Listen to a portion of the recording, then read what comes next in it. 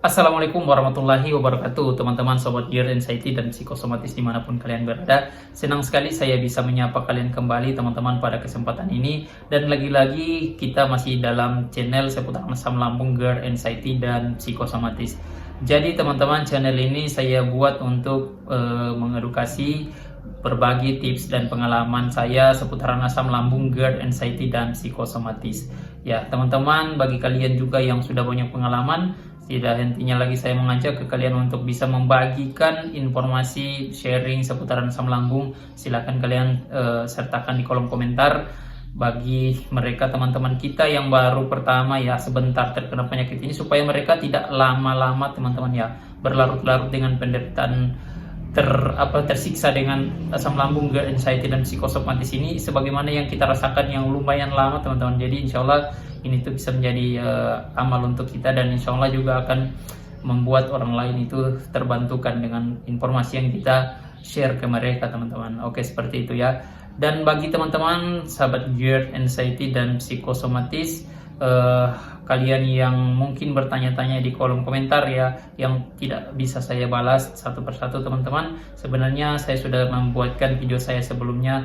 Ada beberapa video yang sudah menjawab pertanyaan-pertanyaan kalian ya teman-teman ya. Dan bahkan ada juga ya sebenarnya yang saya sudah menjelaskan di video saya, kemudian dia komen, padahal saya baru menjelaskan di video saya yang dia tonton itu loh.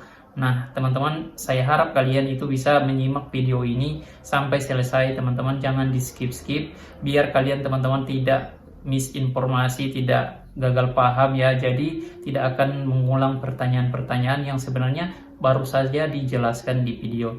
Oke teman-teman, sobat GERD, anxiety, dan psikosomatis, bagi kalian seperti biasa lagi saya doakan kalian semoga kalian sehat selalu, semoga sensasi-sensasi yang kalian rasa di badan ini berangsur membaik dan insya Allah sampai pada tahap kesembuhan. Amin teman-teman. Oke teman-teman, saya akan membacakan ya beberapa pertanyaan dari kalian seputaran asam lambung, GERD, anxiety, dan psikosomatis. Dan pertanyaan-pertanyaan ini teman-teman, mungkin ada yang belum sempat nonton juga di video saya sebelumnya, sebenarnya sudah ada jawabannya juga ya, tapi akan saya coba jawab lagi ya. Beberapa pertanyaan mungkin belum saya jawab. Di kesempatan ini teman-teman, saya akan membacakan beberapa pertanyaan ya. Oke, langsung saja ya tanpa berlama-lama. Pertanyaan yang pertama adalah, Bang, kira-kira abang terkena penyakit ini tuh dari tahun berapa dan berapa lama? Oke teman-teman, saya kena asam lambung GERD ini dari tahun 2018. Jadi 2018 itu saya terkena asam lambung ini teman-teman. Nah, murni ya karena beberapa faktor kebiasaan hidup saya yang buruk ya teman-teman ya. Tapi teman-teman, emang pengaruh juga dari pikiran ya. Pikiran juga yang setiap hari memikirkan hal-hal yang lumayan berat ya teman-teman ya, masalah-masalah, belum lagi dengan ditambah kebiasaan pola hidup yang kurang baik, itu teman-teman membuat asam lambung saya itu jadi tidak stabil dan akhirnya produksi gasnya meningkat teman-teman ya. Dan sensasi yang saya rasakan pertama ketika saya kena itu teman-teman, pasti auto ini ya, panik ya, karena sudah sesak ya teman-teman. Karena reflux gas yang naik dari lambung tadi itu dia naik teman-teman. Jadi pada saat itu teman-teman, saya lagi ngopi ya sama bareng teman saya sekitaran jam 8 begitu teman-teman, kita lagi ngopi bareng itu, tiba-tiba saya rasanya langsung sesak teman-teman, langsung ngap ya. Dan di situ teman-teman, saya langsung panik teman-teman, langsung dibawa sama ibu saya karena dia juga udah takut, panik, dibawa saya ke dokter praktek dan dokternya bilang saya asam lambungnya meningkat. Akhirnya saya itu jadi kayak berdebar, kayak sesak, itu karena produksi gas yang meningkat di lambung. Nah begitu teman-teman ceritanya ya. Jadi di 2018, nah ini tuh saya nggak kenal yang namanya anxiety teman-teman. Panik ada teman-teman waktu itu, takut ada iya ya, tapi anxiety disorder itu teman-teman bukan pada saat itu. Jadi itu enggak panik yang saya rasakan pada waktu itu, bukan masuk kategori anxiety disorder. Nah, anxiety disorder itu teman-teman yang kalau kita ngapa-ngapain hal-hal yang normal itu membuat kita takut, itu baru namanya anxiety disorder. Nah, saya kenalnya anxiety disorder ini baru mau masuk 2021, itu baru saya tahu tuh teman-teman tentang anxiety disorder. Nah, kenapa bisa saya kenal dan membuat saya jadi lebih bertambah lagi ya PR-nya ya, karena apa? Saya harus mengobati dua perkara sekaligus, lambung sama pikiran saya teman-teman. Dan anxiety disorder itu saya dapati, saya terima teman-teman, itu dikarenakan informasi-informasi yang masuk dari kiri dan kanan, dari orang A, orang B yang masuk dan memberikan informasi yang negatif, sok tahu tentang penyakit ini, dan ditambah lagi asumsi-asumsi orang-orang yang benar-benar tidak tahu dengan penyakit ini, yang membuat saya semakin parno teman-teman ya. Ditambah lagi parahnya dengan informasi-informasi yang saya terima dari media-media teman-teman, yang tidak sedikit saya lihat ya di media seputaran penyakit ini ya teman-teman. Akhirnya semakin ke situ teman-teman, saya semakin takut, semakin panik, semakin cemas, dan itu awal mulanya saya masuk di perangkapnya anxiety disorder ini. Secara tidak langsung itu semua teman-teman terprogram di bawah sadar saya, dan akhirnya hal-hal yang normal pun yang saya lakukan itu jadi aneh teman-teman ya, jadi nggak normal teman-teman, jadi serba takut. Nah itu dia, takut keluar, takut mandi, takut dengar suara ini, suara itu ya, itu semua teman-teman sudah masuk pada anxiety disorder yang kemarin itu sebenarnya saya nggak tahu teman-teman. Nah jadi teman-teman, kita yang mengalami anxiety disorder ini itu salah satu penyebabnya itu dikarenakan informasi yang kita terima, yang kita rasakan teman-teman, dikarenakan kondisi yang tidak nyaman di dalam badan kita, yang kemudian kita terpapar informasi negatif yang datang dari luar, entah dari media ataupun di lingkungan sekitar ya, itu membuat kita terkena anxiety disorder teman-teman ya.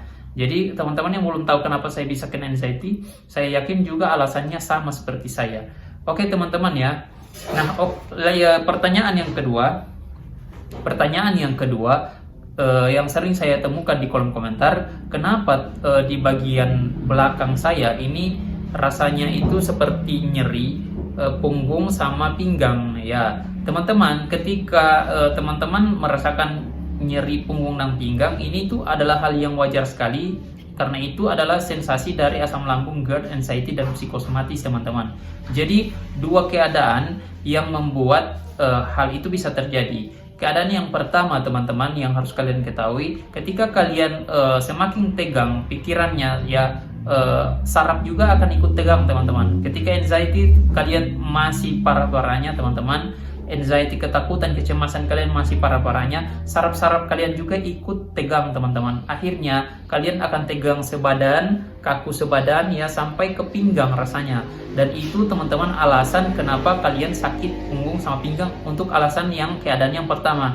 Nah keadaan yang kedua teman-teman, ketika kita kena asam lambung, GERD, anxiety ini teman-teman, itu akan merubah sikap dan postur kita, posisi tubuh kita. Kita hanya akan membuat di mana posisi kita menjadi nyaman teman-teman, tanpa kita memperhatikan keseimbangan daripada tulang-tulang atau bagian belakang kita ini, pinggang sama punggung. Jadi kalau kita nyamannya miring kiri kayak gini teman-teman, jadi kita miring kirinya itu dalam waktu yang lama ya, dan itu terus-terusan, dan ini akan membuat pinggang kita juga sakit teman-teman ya, karena tidak ada keseimbangan ya, tidak ada keseimbangan di sana. Begitu juga ketika kita duduk ya, kita untuk kalau duduk nyamannya bongkok ya lama-lama juga kita sakit pinggangnya teman-teman, karena kita setiap duduk itu nyamannya bongkok. Kalau kita duduk dengan posisi yang lain itu karena mungkin udah kebiasaan juga ya teman-teman ya, itu bisa membuat pinggang sama bagian belakang ini sakit teman-teman.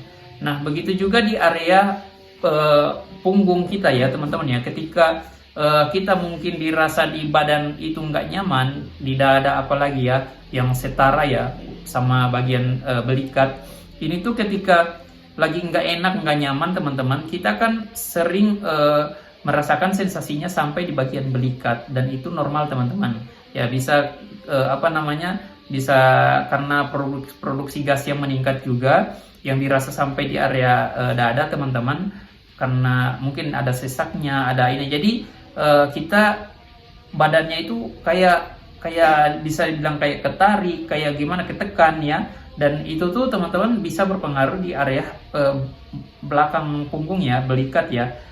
Itu hal yang normal teman-teman ya.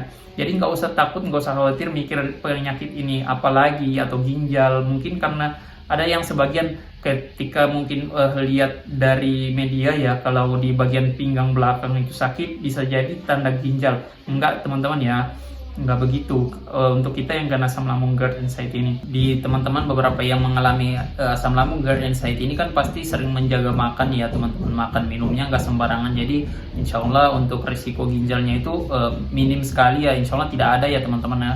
Apalagi karena pemicu utama orang kena ginjal itu ya, selain dia memang obesitas ya, obesitas yang dia juga itu terlalu sering makan makanan olahan-olahan kemasan yang tinggi gula ya teman-teman ya, tinggi bahan-bahan pengawet ya, itu yang menyebabkan kerja ginjal menjadi berat. Insya Allah terlepas dari yang teman-teman rasakan di area pinggang, aman lah, itu hanya sensasi dari lambung ya, gitu aja teman-teman.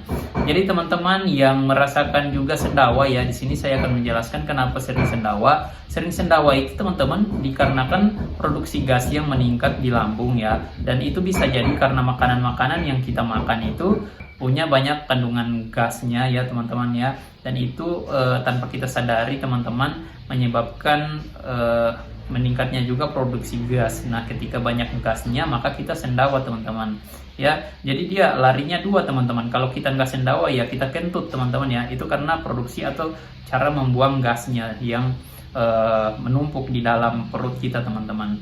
Jadi kalau dia ke atas larinya ke esofagus ya kita jadi sendawa ya teman-teman ya. Kalau dia larinya ke arah bawah ketika ya kita kentut teman-teman. Dan itu normal aja ya teman-teman untuk orang yang asam lambung, GERD, anxiety, dan psikosomatis. Jadi nggak ada yang perlu dikhawatirkan lah istilahnya. Dan jadi itu teman-teman ya. Dan itu bukan hanya teman-teman yang rasain, setiap orang yang mengalami asam lambung, GERD, anxiety, dan psikosomatis itu hal yang normal sekali teman-teman ya. Sedangkan orang yang sehat saja nggak ada kendala juga kadang mereka sendawa, kentut juga, itu teman-teman hal yang normal ya. Nggak usah teman-teman diribetin, dibikin masalah juga ya, nanti entar apa-apa dibikin masalah teman-teman malah jadi stres ya, akhirnya berat badannya menurun ya, nafsu makan juga berkurang ya, tubuhnya jadi kesemutan. Itu juga teman-teman karena stres yang berkepanjangan teman-teman, karena memikirkan setiap hari sensasi yang dirasa di badan ya teman-teman ya. Ikhtiar teman-teman, tapi tidak harus dengan ikhtiar itu teman-teman lantas stres ya, merasa terbebani dengan kehidupan itu. Enggak seperti itu teman-teman, malah itu akan menghambat teman-teman untuk bisa progres kesembuhannya itu jadi lebih lama lagi teman-teman, gitu konsepnya ya. Oke teman-teman ya, jadi saya membuat video singkat ini, semoga ini bisa menjawab 3 pertanyaan itu dulu ya dari video saya ini. Dan insya Allah semoga teman-teman bisa mendukung channel saya. Saya targetnya insya Allah 1000 subscriber saya pertama ya teman-teman. Saya akan membuat insya Allah saya akan adakan live teman-teman ya, kita bisa sharing langsung, tanya jawab seputar asam lambung, GERD di channel ini ya teman-teman ya. Jadi bantu saya untuk bisa 1000 subscriber, dan insya Allah teman-teman kita akan sharing seputar asam lambung, GERD, anxiety, dan psikosomatis. Oke teman-teman, terima kasih sudah mendukung saya, semoga ini bisa membantu. Assalamualaikum warahmatullahi wabarakatuh.